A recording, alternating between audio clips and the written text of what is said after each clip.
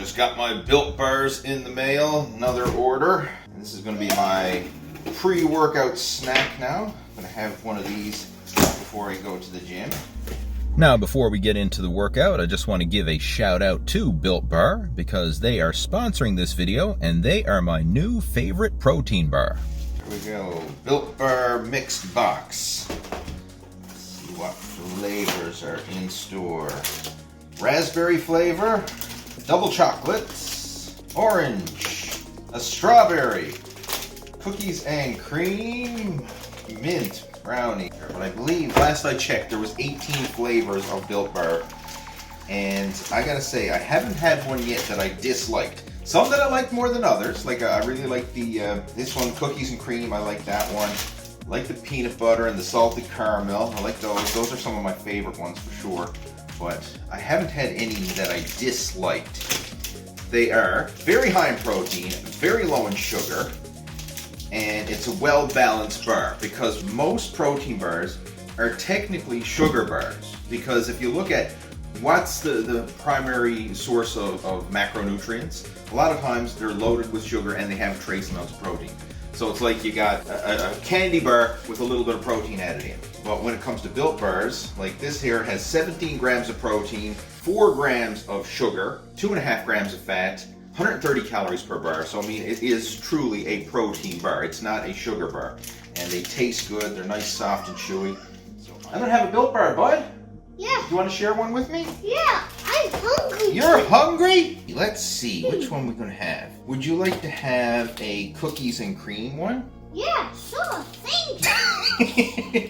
I like this kind of one. Okay, well let's share it. Okay, here. Okay. You just do it. Yeah. Look, there's the Built Bar. Do you want to have a bite? Yeah. Yum. Is it good? Mm-hmm. Oh, it is good. That's cookies and cream. Want another bite?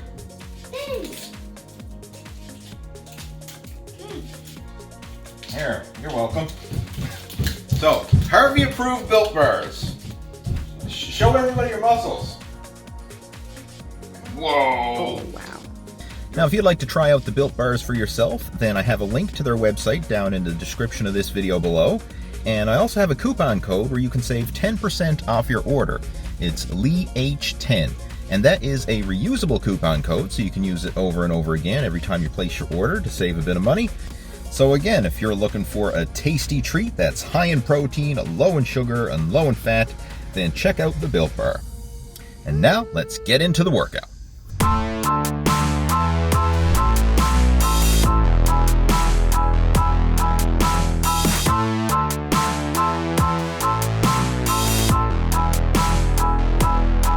So today, going to be doing a lower body workout, focusing on training the quadriceps, the hamstrings, the calves, as well as the abs and core. So first exercise on the list is the leg press. And for this one, I like to do a couple different variations of the leg press to target different areas of the legs. So this one right here is feet high and wide on the foot plate. And when you place your feet higher and wider on the foot plate, it tends to focus more on the hamstrings and the glutes. It also places a little less stress on the knee joint. So if you do find that you have any knee pain when you're doing leg exercises, then this is a better way to do your leg press with the feet high and wide on the foot plate. Another variation that I'm doing here is having the feet low and close on the foot plate. And this one right here really emphasizes the quadriceps. Now I know the camera angle isn't the greatest, but you can still see the foot position and you can see how it really emphasizes the quadriceps because you go through that full range of motion. The knees go through a full extension and a full stretch. So you can try both variations. This is a weaker variation. You're not going to be able to handle as much weight when you use the low and narrow foot position on the leg press.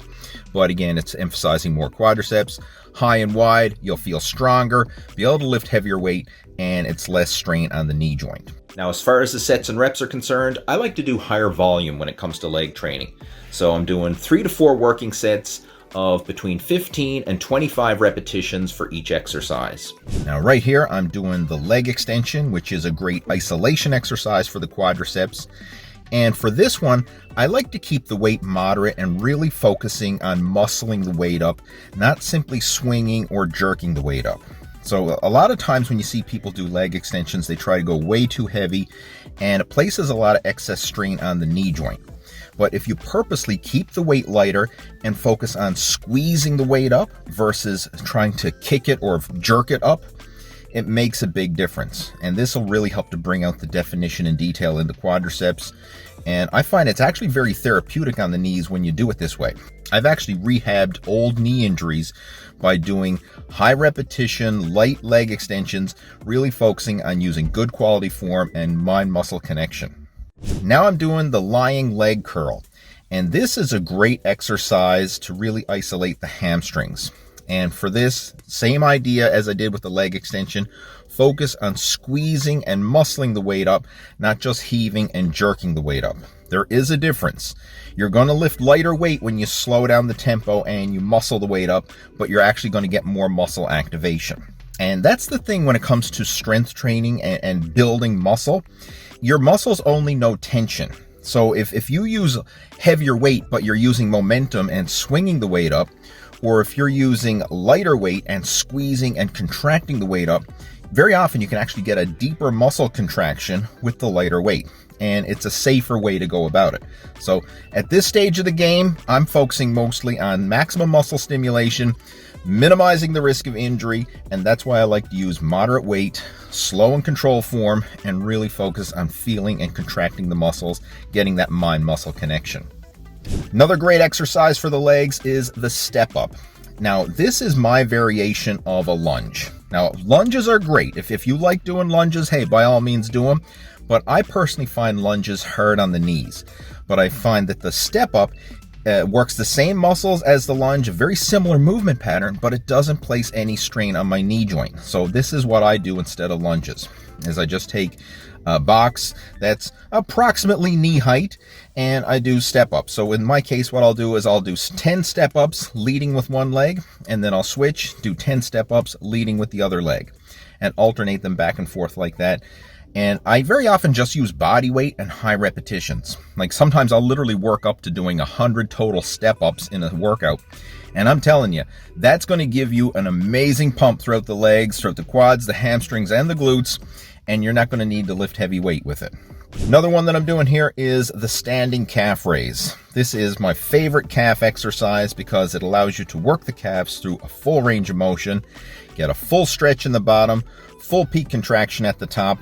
And that is the most important thing when training calves. Like a lot of times people do really heavy weight and mid-range calf raises where they're not going through a full stretch in the bottom, not going up to a full peak contraction at the top. They're just kind of bouncing in that mid-range.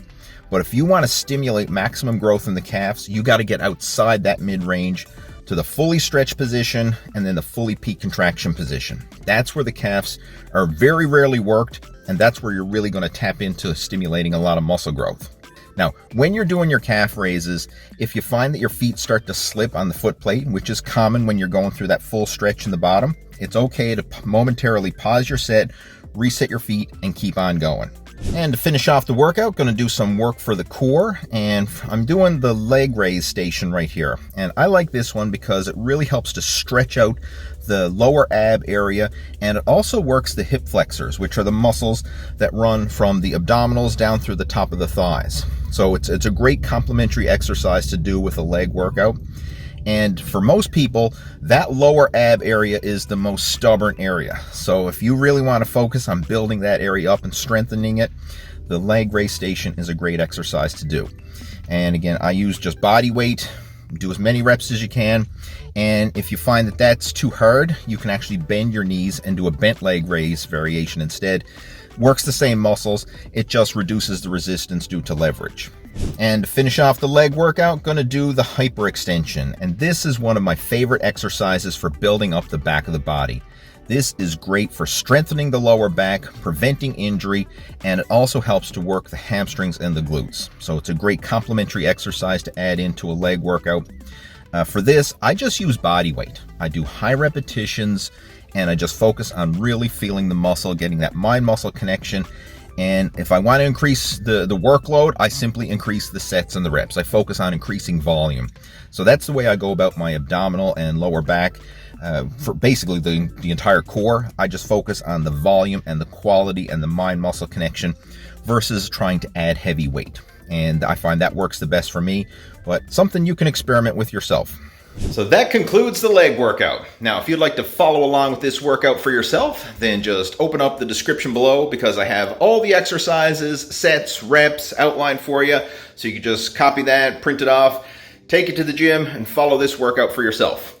And if you have any questions, comments, or feedback about it, you know what to do. You post those questions, comments, and feedback down in the comments below, and I will chat with you down there. Hopefully you enjoyed the video.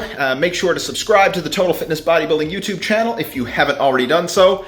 And I will talk to you in my next video coming soon. Take care, over and out.